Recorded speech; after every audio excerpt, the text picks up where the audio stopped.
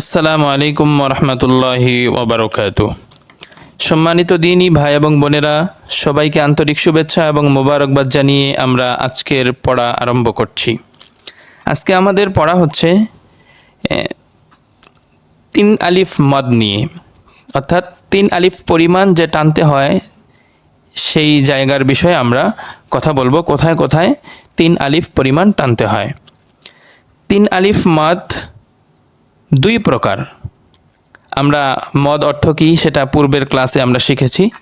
পূর্বের ক্লাসে আমরা 1 আলিফ পরিমাণ টানার 4টি জায়গা শিখেছিলাম।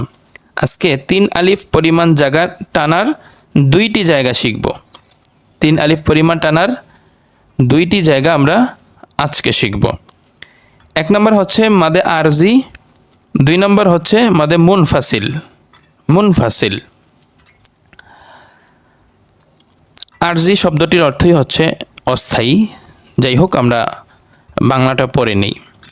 মাদে তবাই এবং খারা জবর খারাজের উল্টা পেশের পরে হরফে ওয়াকফ হইলে 3 আলিফ টানিয়া পড়িতে হয়। আমরা যে পূর্বে 1 আলিফ পরিমাণ টানার প্রথম 2টা পড়েছিলাম। 1 নম্বরটা ছিল মদে তবাই, অর্থাৎ জবরের বাম পাশে খালি আলিফ মদের হরফ, জেরের বাম পাশে জজমালা ইয়া মদের হরফ, পেশের বাম পাশে জজমালা ওয়াও মদের হরফ। যেটা পড়েছিলাম ওই সেম জিনিসটার পরে যদি ওয়াকফ হয়। এবং দ্বিতীয়টি যে পড়েছিলাম খারা জবর খারাজের উল্টা পেশ হইলে 1 আলিফ টান নিয়ে পড়িতে হয়, এইটা প্রথমটা এবং দ্বিতীয়টার পরে যদি ওয়াকফ হয় কোথাও, নর্মালি যদি প্রথমটা হয় দ্বিতীয়টা হয় 1 আলিফ টান হবে নর্মাল অবস্থায়।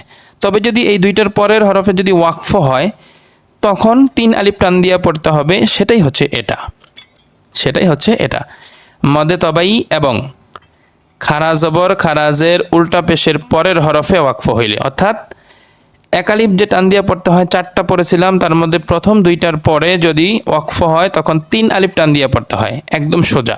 আমরা যদি পূর্বের পড়াটি ভালোভাবে আয়ত্ত করে মুখস্থ করতে পারি তাহলে এটা আমাদের জন্য একদম ইজি হয়ে যাবে।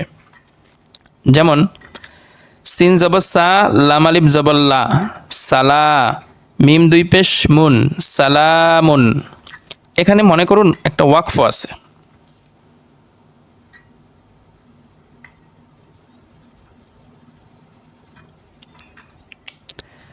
সিন জবর সা, লাম আলিফ জবর লা, সালা, মিম 2 পেশ মুন, সালামুন। লাম আলিফ জবর লা, জবরের বাম পাশে খালি আলিফ, এ কারণে 1 আলিফ টান দিলাম, মধ্যে তবাই হলো। এটা 1 নাম্বারটা, 1 আলিফ মদের 1 নাম্বারটা। সালামুন। এখন যেহেতু মিমের উপরে আমি থামতে চাচ্ছি, এখানে ওয়াকফ করতে চাচ্ছি, সুতরাং এই সালামুন যে 1 আলিফ মাদ ছিল এটা এখন হয়ে যাবে 3 আলিফ মাদ, অর্থাৎ 3 আলিফ পরিমাণ সময় এটা টানতে হবে। যেমন সালাম, সালাম, সালাম। এটা দেখি, কাফ জবর কা, বায়াজের বি, কাবি।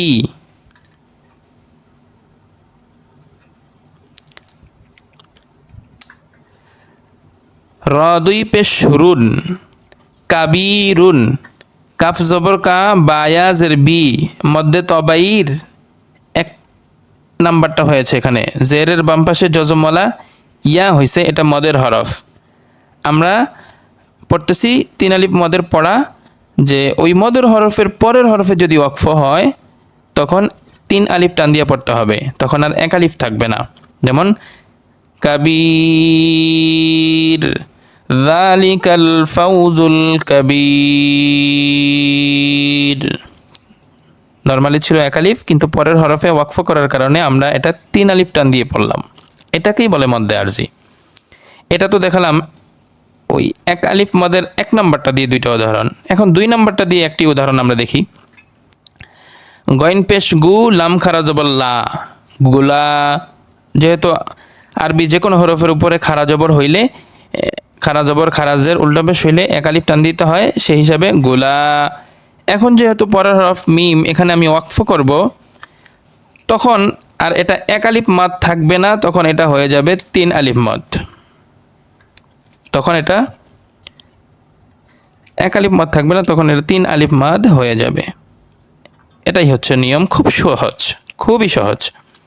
গইন পেশ গু লাম খারা জবর লা, গোলা। মিম 2 পেশ মুন, গোলামুন, নর্মাল। কিন্তু যদি আমি মিমের উপর ওয়াকফ করি, থামি, তখন হবে গোলাম, গোলাম, গোলাম। আশা করি আমরা এই বিষয়টি বুঝতে পেরেছি। 3 আলিফ মদ 2 প্রকার, 1 নম্বর মধ্যে আরজি, 2 নম্বর মধ্যে মুনফাসিল। মধ্যে আরজি কাকে বলে? যে মদের হরফের পরে, অর্থাৎ মধ্যে তবাইয়ের পরে এবং খারা জবর খারাজের উল্টা পেশের পরে, মধ্যে তবাই এবং খারা জবর খারাজের উল্টা পেশের পরের হরফে ওয়াকফ হইলে, অর্থাৎ এক আলিফ মদের যে 4টা পড়ছিলাম তার মধ্যে প্রথম 2টার পরে, সহজ কথা, যদি ওয়াকফ হয়, পরের হরফে যদি ওয়াকফ হয়, তখন 3 আলিফটা নিয়ে পড়িতে হয়। সালাম, কবির, গোলাম। আশা করি আমরা বিষয়টি ক্লিয়ারলি বুঝতে পেরেছি। এরপরে আসি মধ্যে মুনফাসিল। মধ্যে তবাই এবং খারা জবর খারাজের উল্টা পেশের পরে সেম জিনিসটা, এক আলিফ মদের প্রথম 2টার পরে যদি ভিন্ন শব্দের শুরুতে, মানে ওই কাজটা হবে এক শব্দে, আর সামনে যে আর একটা শব্দ থাকবে কোরআনের মধ্যে, সেই শব্দের শুরুতে যদি হামজা আসে, হামজা, তাহলেও 3 আলিফ টান দিয়া পড়িতে হবে। যেমন এই যে লাম আলিফ জবর লা, এটা কিন্তু মধ্যে তবাই হয়েছে, তবে এই যে একটা শব্দ, ভিন্ন শব্দের শুরুতে আবার হামজা আসছে, এই কারণে 3 আলিফ টান হবে। যেমন লা উকসিমু, লা উকসিমু, লা উকসিমু। ইদা, দাল আলিফ জবর দা, মধ্যে তবাই, তার পরের হরফ উলকু, এর শুরুতে হামজা আসছে, এই কারণে 3 আলিফ টান হবে। এটা যদি আমরা নাও বুঝি, আমরা পবিত্র কোরআনে বিভিন্ন জায়গায় দেখব মোটা চিহ্ন এবং চিকন চিহ্ন। যেমন আমি এখানে দেখিয়ে দিচ্ছি মোটা চিহ্ন এবং চিকন চিহ্ন। এটা হচ্ছে চিকন চিহ্ন, আর এটা হচ্ছে মোটা চিহ্ন। এটা হচ্ছে 3 আলিফ টান দেওয়ার একটা চিহ্ন, আর এটা হচ্ছে 4 আলিফ টান দেওয়ার একটা চিহ্ন। এই যে মুনফাসিলটা পড়লাম, এটা যদি আমরা নাও বুঝি, অন্তত এই চিহ্নটা দেখলে আমরা বুঝতে পারবো যে এখানে 3 আলিফ টানতে হবে। আর যদি কোথাও দেখি যে এই চিহ্নটা আসছে উপরে, তাহলে ওখানে 4 আলিফ পরিমাণ টানতে হবে। আমাদের যদি এই 2টা জিনিস কঠিন লাগে, তাহলে আমরা এই 2টা দেখে বুঝতে পারবো। মোট কথা হচ্ছে, এক আলিফ মদের যে টানার 4টা জায়গা, এগুলো কিন্তু ভিন্নভাবে কোনো চিহ্ন দিয়ে চেনার উপায় নেই, পবিত্র কোরআনে স্বাভাবিকভাবে লেখা থাকে না। ওই নিয়ম জানলেই আমি টান দিতে সক্ষম হব সঠিকভাবে। এরপর হচ্ছে 3 আলিফ মদের যে 2টা আছে, এর মধ্যে আরজি যেটা আছে, এটাও কিন্তু কোথাও চিহ্ন দ্বারা বোঝানো নাই যে এখানে 3 আলিফ টান হবে। এই নিয়মটা আমাদের জানলে আমরা টান দিতে সক্ষম হব। তবে এই মুনফাসিলটি চেনার জন্য আমাদের এই চিকন চিহ্নের ব্যাপার আছে, দেওয়া থাকে, সেই জন্য আমরা এটা না বুঝলেও অন্তত এই চিহ্ন দেখলে আমরা 3 আলিফ টান দিতে পারবো। আর 4 আলিফ মদ সেটা আছে 5 প্রকার, সেটা যদি একটু কঠিনও হয় আমাদের জন্য, এটা অনেকেই বুঝতে পারে না স্বাভাবিকভাবে, জেনারেল স্টুডেন্টরা, সেক্ষেত্রে আমরা এই চিহ্ন দেখে 4 আলিফ টানের বিষয়টা আমরা ক্লিয়ার করবো ইনশাআল্লাহ। আজকের ক্লাস এই পর্যন্তই। আশা করি আমরা বিষয়টি খুব ভালোভাবে বুঝতে পেরেছি।